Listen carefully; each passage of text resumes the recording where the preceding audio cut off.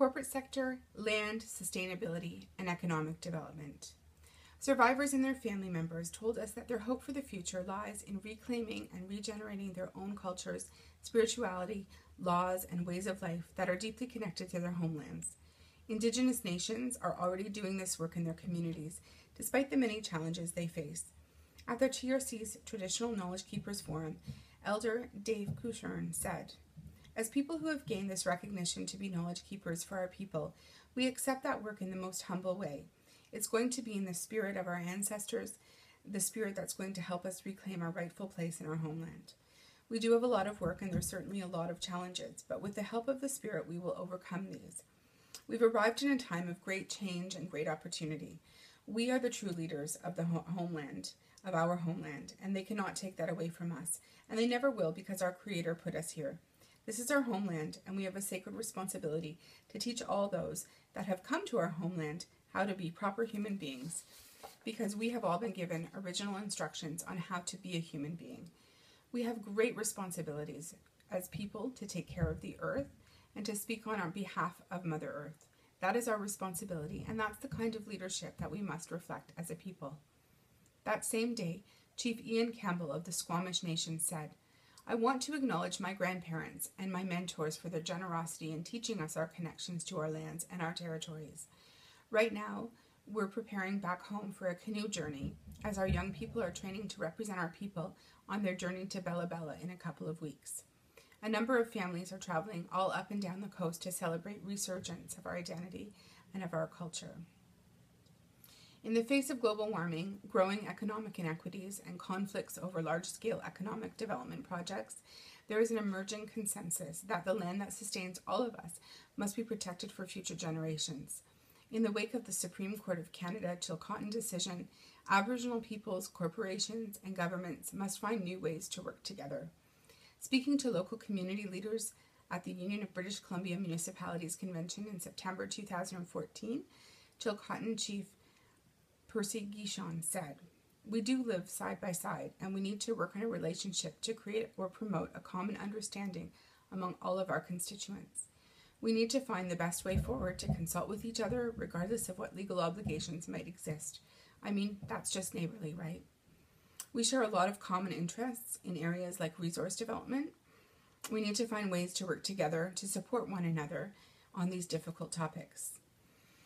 In 1977, the report of the Mackenzie Valley Pipeline Inquiry recommended that a proposed natural gas pipeline down the Mackenzie Valley in the Northwest Territories not be built before Aboriginal land claims in the region were resolved and environmental concerns were addressed. Justice Thomas Berger, who led the inquiry, identified the potentially devastating consequences that building a pipeline through the north would have for the Dene and Inuvialuit peoples and for the fragile ecosystems. His observations made almost 40 years ago foreshadow similar controversies and conflicts over proposed pipelines still occurring in various regions of Canada as the TRC has prepared this final report. The political and legal landscape has shifted significantly since Justice Berger issued his report in 1977. As Canada maps its economic future in regions covered by historical treaties, modern land claims agreements, and unceded Aboriginal title, governments and industry must now recognize that accommodating the rights of Aboriginal people is paramount to Canada's long-term economic sustainability. Governments aim to secure the necessary economic stability and growth to ensure prosperity for all Canadians. Corporations invest time and resources in developing large-scale projects that create jobs and aim to produce profits for their shareholders. Although the corporate sector is not a direct party to treaty and land claims agreement negotiations, industry and business play an extremely significant role in how economic, social, and cultural aspects of reconciliation are addressed, including the extent to which opportunities and benefits are truly shared with Indigenous peoples and the environment of traditional homelands is safeguarded.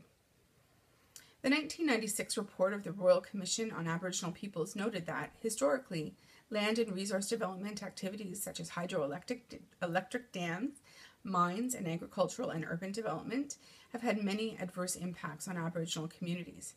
Communities were not consulted before they were relocated from their vast traditional territories to much smaller, more remote, and more crowded reserves to make way for government and industrial land and resource development projects. Even when they were not relocated, Aboriginal peoples were economically marginalized in their own homelands when irreversible environmental damage was done in the name of progress. All too often, economic development has disrupted the Indigenous people's culture, spiritual and economic ties to the land, resulting in the devastation of the traditional economies and self-sufficiency, community trauma, public welfare dependency, and poor health and socio-political outcomes.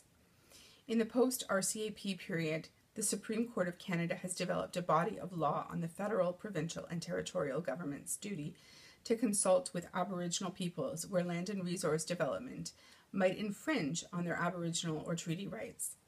This court has ruled that governments can still infringe on Aboriginal rights if it can demonstrate that it is in the broader public interest to do so. In the Delamuck case, the court described the nature of that public interest. The development of agriculture, forestry, mining, and hydroelectric power, the general economic development of the interior of British Columbia, protection of the environment or endangered species, the building of infrastructure, and the settlement of foreign populations to support those aims are the kinds of objectives that are consistent with the purpose and in principle can justify the infringement of Aboriginal title. Governments must also demonstrate that any infringement of Aboriginal rights is consistent with the Crown's fiduciary duty towards Aboriginal peoples and upholds the honour of the Crown. To meet these legal obligations, governments in all jurisdictions have developed Aboriginal consultation policies. Although the court has ruled that the duty to consult rests solely with governments, it has also said that the Crown may delegate procedural aspects of consultation to industry proponents seeking a particular development. On a practical level, the business risks associated with legal uncertainty created by the duty to consult have a range of mechanisms designed to ensure that Aboriginal peoples benefit directly from economic development projects in their traditional territories. These may include, for example, joint venture business partnerships, impact and benefit agreements, revenue sharing agreements, and education, training, and job opportunities. Between 2012 and 2014, several reports highlighted the fact that Canada is once again facing significant challenges and potential opportunities related to land and resource development. Economic reconciliation will require finding common ground that balances the respective rights, legal interests, and needs of Aboriginal peoples, governments, and industry in the face of climate change and competitive global markets. In addition to the concrete remedial measures required, these reports also emphasize the importance of so-called soft skills, establishing trust, engaging communities, resolving conflicts, and building mutually beneficial partnerships to advance reconciliation. In 2012, Canada's Public Policy Forum, a non-profit organization, held a series of 6 regional dialogues across the country, bringing together Aboriginal leaders, senior, federal, provincial, and territorial government officials, and representatives from industry, business, and financial institutions. The purposes of the dialogues were to discuss issues, identify best practices, and make recommendations for action on how to ensure the Aboriginal communities benefit from large-scale resource development projects. The resulting report, Building Authentic Partnerships, Aboriginal Participation in Major Resource Development Opportunities, identified 5 key opportunities for action. Number 1, developing authentic partnerships among Aboriginal communities, industry, governments, and academic institutions by building trust. Number 2, developing human capital by removing barriers to education, training, and skills development for Aboriginal entrepreneurs, workers, and leaders. Number 3, enhancing community control over decision making. Number 4, promoting entrepreneurship and business development. And number 5, increasing financial participation. Miigwech.